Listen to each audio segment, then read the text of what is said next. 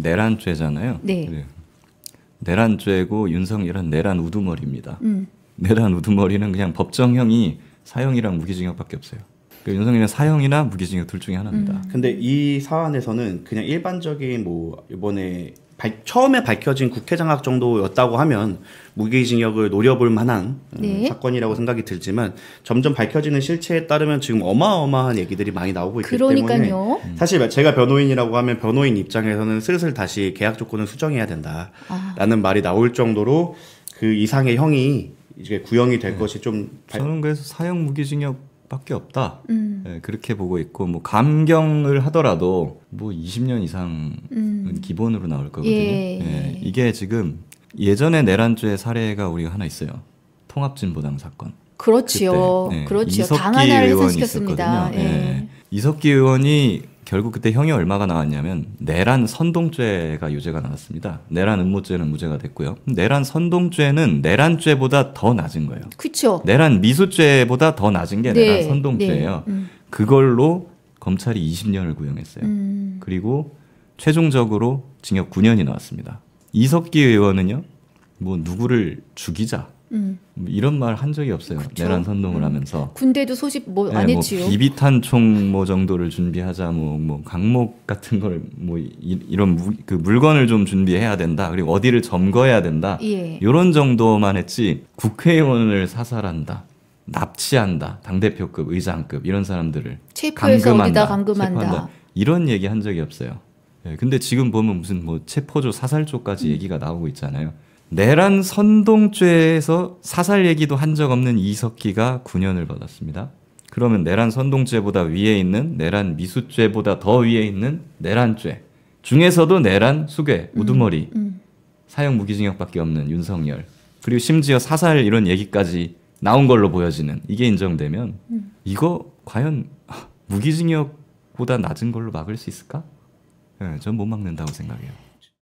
전혀 아닙니다. 전혀 아니죠. 지금 제가 처음부터 우려를 했던 부분인데 네. 초장에는 제가 그래도 긍정적인 면이 있다고 봤어요. 왜냐하면 어느 기관도 믿을 수가 없습니다. 검찰은 지금 뭐 당연히 윤석열과 뭔가 연관이 돼 있다, 한동훈과 연관이 돼 있다, 방첩사와도 연관이 돼 있다. 경찰은 청장, 서울청장이 구속됐듯이 계엄에 지금 가담했다는 의혹이 있잖아요. 예. 공수처는 그냥 말할 필요도 없이 거의 그냥 왜 있는지도 모르겠는 무능한 기관들이고, 그러니까 이 기관들이 믿을 수 없으니 서로 각자 수사에 나서면 서로 견제가 이루어져서 어느 정도 좀 성역 없는 수사가 결과적으로 가능하지 않겠나 싶었죠. 근데 어느 정도 지금 밝혀진 지금에서는 단일화하는 게 중요합니다. 잘못해가지고 어디 한쪽이 스텝을 꼬이게 되면은 위법 수집 증거로 해서 증거 능력이 날아가는 문제가 생길 수도 있고 그렇기 때문에요. 근데 지금 전혀 협조가 안 되는 것 같아요. 예. 차라리 지금 공조본, 지금 공수처하고 경찰 두 개가 지금 들어가 있는 공조본에서 하고 있잖아요. 예. 근데 보면은 왜 공수처가 먼저 나서서 출석 요구를 하고 하는지 사실 저는 이해하기 어려운 측면이 있어요. 왜냐하면 공수처는 구속기관 규정이 없는 문제도 있고 그렇기 때문에 저는 경찰이 주축이 돼가지고 출석 요구를 하고 거기에 공수처가 이제 참여하는 이런 방향이 저는 보다 낫다고 저는 생각을 하거든요. 근데 지금 공수처 보세요. 본인들이 이첩하겠다고 해서 이첩해라 해놓고 출석 요구하고 안 나오면 당연히 체포영장 가야 되는데 또 체포영장 선고 안 합니다. 더 기다리겠다. 체포영장은 아직 먼 얘기다.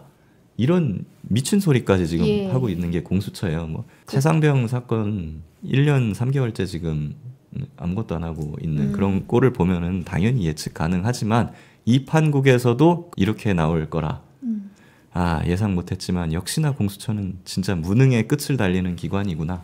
이렇게 생각을 할 수밖에 없어요. 결국 박근혜 때도 그랬잖아요. 우리 박근혜 탄핵 심판 때를 되돌아가서 보면은 그 당시 변호인단이 뭐 합리적인 변론을 하는 사람 거의 없었습니다. 진짜 아무 말 대잔치, 극우 세력 태극기 집회에서 나오는 소리를 그대로 반복하거나 이런 일들만 거의 반복됐었는데 지금 윤석열도 정상적인 법리나 변론으로서는 이거를 뭐 방법이 없다라는 걸 다 알고 있어요. 그렇기 때문에 자기가 기댈 거는 법적 수단이 아니라 정치적 수단. 극우파들을 결집시켜서 정치적으로 해결해 나가는 그 수밖에 없다는 걸 압니다.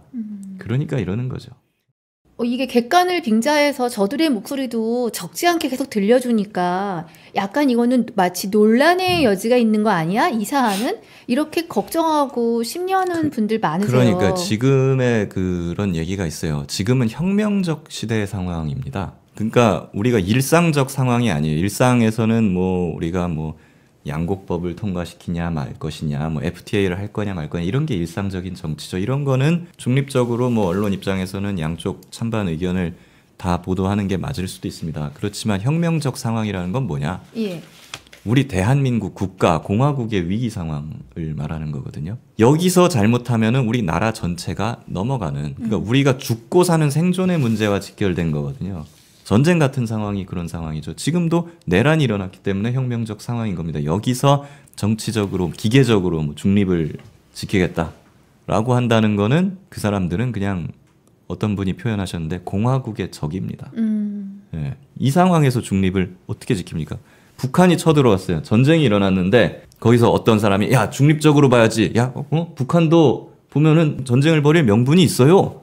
이러고 앉아 있으면 전쟁을 일으켰어. 이런 말을 하는 이렇게 거죠. 비유를 하니까 허 안 왔네요. 이러고 앉아 있는 사람이 있다면 그 사람 어떻게 해야 됩니까? 어휴, 국가보안법으로 당장 잡아넣어갖고 쳐넣어야 됩니다. 네, 네. 자, 일제 시대 막 을사조약 체결 아니면 해방 공간에서 야 일본도 나름의 논리가 있어. 우리 한국을 쳐들어와갖고 병합을 하면은 뭐 좋은 것도 있어. 근대화 시켜줬어. 뭐 어쩔 수 없었던 부분이 있어. 이렇게 말하는 사람이 있다면 그 사람은 당연히 공화국의 적인 거죠. 처단해야 될 대상인 거지. 네. 거기에 대해서 중립을 지킨다는 건 말이 안 되는 겁니다.